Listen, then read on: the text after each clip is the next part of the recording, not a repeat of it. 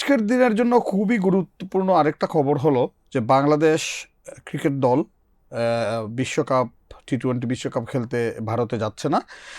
এইটার প্রভাব কি পড়তে পারে এ নিয়ে আমরা কথা বলছি আমাদের স্পোর্টস রিপোর্টার হাসান ফাহিমের সাথে। আমাকে একটু তুমি বলো তো যে এই যে বিশ্বকাপ খেলতে ভারতে যাচ্ছে না, এটার কনসিকুয়েন্সেস কি হতে পারে? একটা বিশ্বকাপ তো এক ক্রিকেটের সব থেকে বড় মঞ্চ হিসেবে কনসিডার করা হয়। তো সেক্ষেত্রে খেলোয়াড় থেকে ফ্যান্স যারা সংশ্লিষ্ট রয়েছে সবার ইচ্ছা থাকে যে তার দেশ সেখানে পার্টিসিপেট করবে।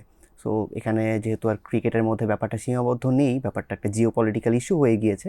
তো সেখান থেকে আজকের দিন পর্যন্ত স্পষ্টভাবে আমাদের যুব ও স্পোর্টস যে মিনিস্টার তিনি হচ্ছে অ্যাডভাইজার, তিনি বলেছেন যে আমরা আমাদের দলকে পাঠাচ্ছি না, এবং এটা তিনি খুব মোটা দাগে বলেছেন যে এটা সম্পূর্ণ সরকারের সিদ্ধান্ত। আমাদের কোনো একটা নাগরিক অন্য দেশে যাবে, তার নিরাপত্তা কতটুকু সেটা সরকারি সিদ্ধান্ত নিবে। পলিটিক্সের কাছে ক্রিকেট হেরে গেল।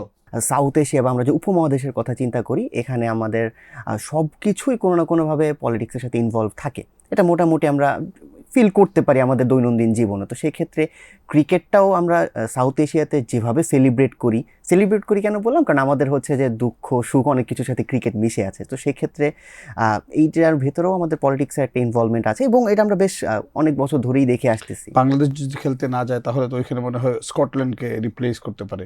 স্কটল্যান্ডকে দিয়ে রিপ্লেস করার কথাটা আইসিসি বলেছে, তবে আপনি যদি একটু চিন্তা করেন আইসিসির দিক থেকেও, যে স্কটল্যান্ডের যে মার্কেটটা বা বাংলাদেশের মার্কেট, এটা কিন্তু আকাশ পাতাল ডিফারেন্স। অবশ্যই আইসিসি সেখানে এখন পর্যন্ত হয়তো চেষ্টা করবে যে বাংলাদেশের সাথে নেগোসিয়েশন করার, যদিও সেটা সম্ভাবনা খুবই কম। তবে সেক্ষেত্রে আইসিসিও যে খুব বেশি একটা বেনিফিটেড হবে জিনিসটা সেরকম না। বাংলাদেশ তো আর্থিকভাবে ক্ষতিগ্রস্ত হওয়ার সুযোগ আছে। বিশ্বকাপ একটা বড় মঞ্চ, সেক্ষেত্রে বাংলাদেশের প্রায় 700 থেকে 750 কে আর কি ইউএস ডলার পাওয়ার একটা সম্ভাবনা ছিল, যেটা বাংলা টাকায় মোটামুটি আমরা যদি চিন্তা করি 8.5 কোটি থেকে 9 কোটি টাকার মতো।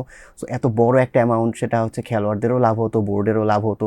আমরা সেখান থেকে পিছিয়ে যাচ্ছি। শুধু যদিও একটা দেশের জন্য এই অ্যামাউন্টটা খুব বড় না, তবে দেখা যাচ্ছে কি খেলোয়াড়দের জন্য এই ব্যাপারটা হচ্ছে অন্যরকম। আর বিশ্বকাপের মতো একটা বড় মঞ্চে নিজের দেশকে রিপ্রেজেন্ট করব, সেখান থেকে সরে আসাটা একদিকে আর্থিকভাবে যেমনটা ক্ষতি, তেমনিভাবে হচ্ছে দেখা যায় কি প্লেয়াররা ডিমোটিভেটেড হয়ে যায়। আমরা যদি আর্থিক ক্ষতিটাকে নাও গুনি তাহলে অন্যান্য কি ক্ষতি হতে পারে ক্রিকেটের জন্য? এটার ক্ষেত্রে সব থেকে বড় ক্ষতিটা হতে পারে আমার মতে, সেটা র্যাঙ্কিংয়ের ক্ষেত্রে ইম্প্যাক্ট পড়তে পারে। যেমন আমরা জানি যে ক্রিকেট হয়তো খুব স্ট্রংলি হাতে 10 থেকে 12টা দেশ খুব স্ট্রং পর্যায়ে খেলে। তো সেক্ষেত্রে আমরা যদি একটা বিশ্বকাপ না খেলি, সেখানে বিশ্বকাপে পয়েন্টসগুলো জিতলে আমরা যে পয়েন্টসগুলো পেতাম, সেখান থেকে আমরা এখন পিছিয়ে যাচ্ছি। এখন অন্যান্য দলের সেই সুযোগটা আছে আমাদের সাথে পয়েন্টের একটা বিস্তার ফারাক তৈরি করার, সেটাতে তারা অ্যাডভান্টেজ পেয়ে যাবে এবং আমরা সেটা পাবো না।